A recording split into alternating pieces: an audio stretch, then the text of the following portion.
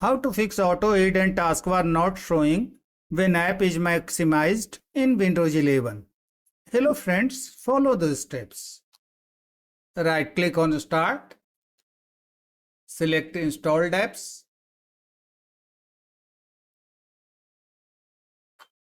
Find Omen Gaming Hub in the list.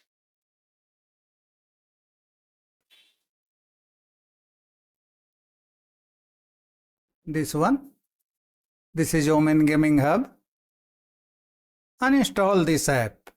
Click on three dots. Select Uninstall. And click on Uninstall on the confirmation pop-up.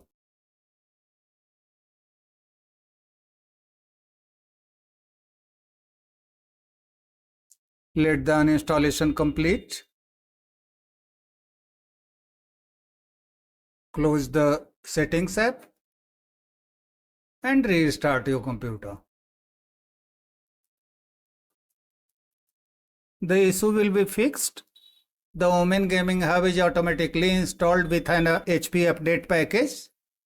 This is creating the taskbar issue. That's all friends. Thanks for watching the video.